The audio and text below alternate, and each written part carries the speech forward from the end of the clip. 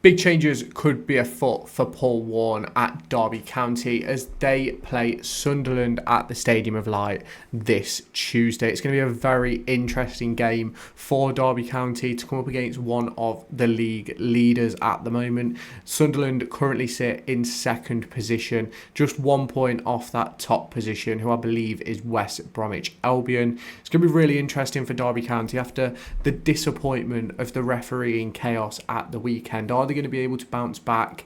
Is there going to be any changes heading into this game? And I'm going to get into all of that within this video. There's obviously a lot to talk about for Derby County this week as we head into this game. I'm recording this on Sunday evening, and we're going to go across a few changes that I'd make to the Derby County lineup heading away from home and the reasons why. We're going to talk about score predictions and what to expect from both Derby County and Sunderland in this one. And I think there's some big changes on the way for Derby County, and I think we could see some regulars of the past 12 to 18 months be dropped from the side, and I think there's a possibility that there could be some change of that forward line and the defensive line heading into this one. So before we get into that, make sure you hit that subscribe button down below and turn on that notification bell to stay tuned for all of my latest Derby County and EFL Championship and League One content.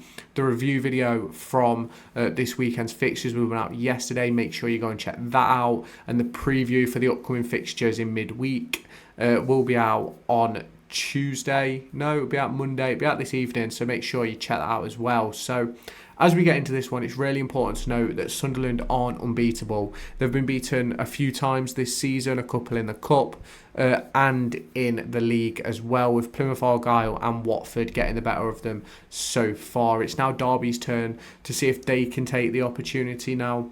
The big difference with both of those games that they've lost is they've both been away from home, and Derby County unfortunately do travel to the Stadium of Light, where Sunderland have been unbelievable so far this season, and Derby County haven't been great on the road. I think it's 5 losses in a row on the road as we head into this one, which is obviously disappointing. I think if you count the pre-season, I think it's something like 8. But obviously we know pre-season counts for nothing. But it's one of those for me where after what we saw versus Norwich this weekend, I think we can go toe-to-toe with these teams, and I think there's certainly a chance for Derby County to do that in this game. I think we have the players, we have the personnel to go toe-to-toe with Sunderland, but I do think it's time for a change of formation away from home. The 4-3-3 that we've been playing when we go away doesn't really seem to work. Even when we had David Ozo in the lineup, it didn't work either. So I don't want to put it all down to David Ozo being injured. I think there's a lot that Derby County need to build on heading into this game, and I think we are going to see some changes, and I've got a few in the offing, and shall we take a look at those right now? So here we have the team that I personally would play if I was Paul Warne. So I've gone with a 3-4-3 formation with Jakub Zetterstrom in goal, a back three of Cashin, Phillips and Nelson.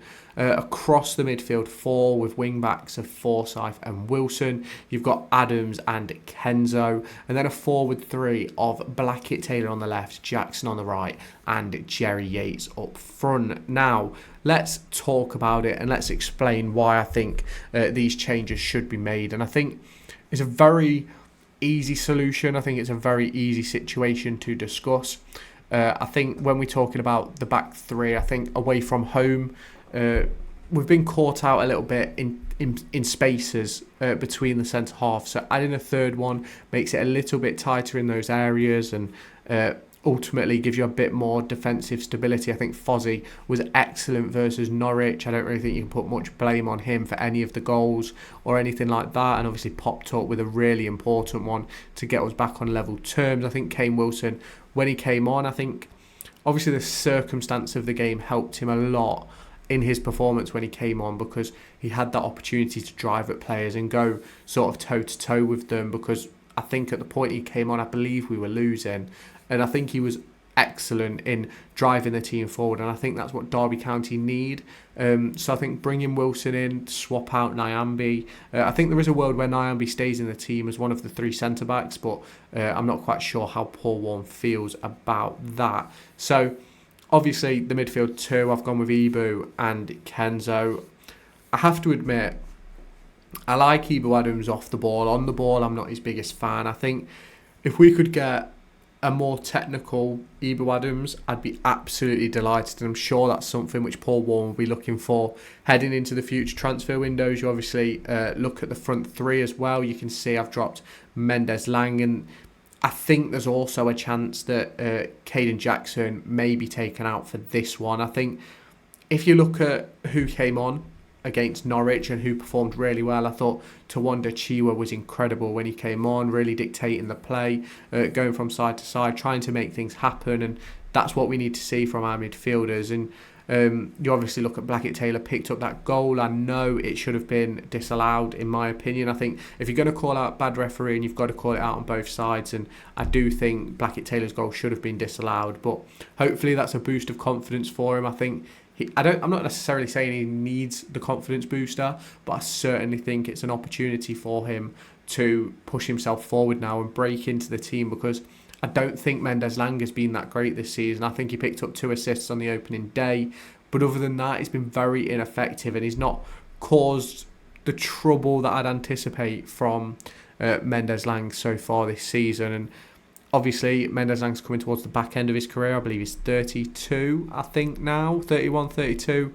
And it's one of those, maybe he's just not got the impact that he used to have. But yes, he's had impact on games, but not necessarily to the level that you'd expect of a player like Mendes Lang. And I think Blackett-Taylor showed in that 20-odd minutes that he got, I think it was 20 minutes he played, that he can be effective in impact games. And I think he's cutting in on that. Was it his right foot? I think he cut in on for his goal. Was a wonderful bit of play, and I'm delighted to see him score. With Caden Jackson, I think started the season really, really well, and that's something which he's going to build on. But I don't quite think he's been at the races in the last 2, and I'm keeping him in the side for this one because I'm not sure. I can't personally see Warne making more than 3 changes. And my 3 changes are obviously Phillips, Wilson and Blackett-Taylor. But if he is to make another one, I think it would be Tawanda Chiwa or Marcus Harness for Caden Jackson. And I do think there needs to be changes for Derby County. I don't think you can do anything about Jerry Yates.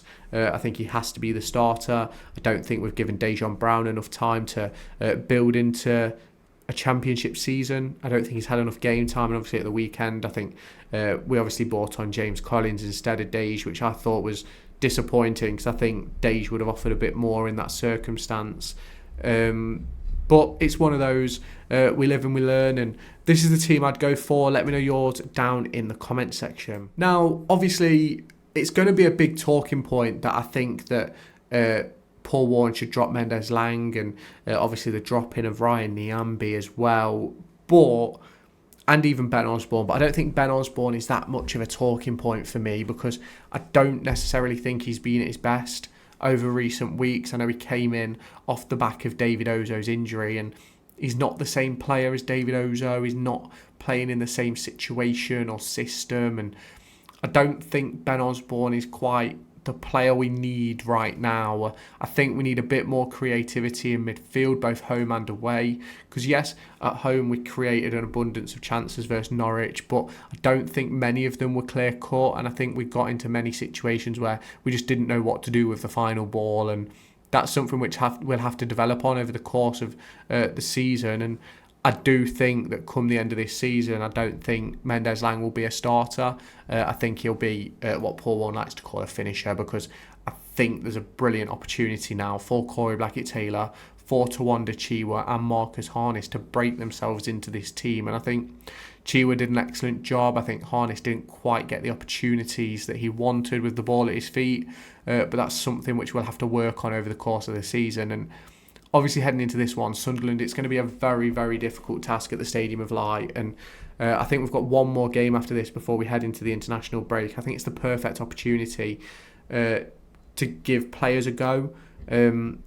No one's really expecting us to come out of this one with anything. And obviously you can let me know your thoughts down in the comments, but I certainly think it's a game where Derby County are going to be sort of second fiddle on and off the ball, really. But it's going to be interesting to see how that develops for Paul Warne and see what he does to sort of make it difficult for Sunderland, because that's what we need to do. I do believe it's on Sky Sports Plus, so make sure you do watch it. It's going to be a very, very interesting one, but if you have not done so already, make sure you hit that subscribe button down below. Let me know your thoughts and score predictions down in the comments, and I'll catch you in my next video. Find me on TikTok, pictured here, and Twitter, pictured here.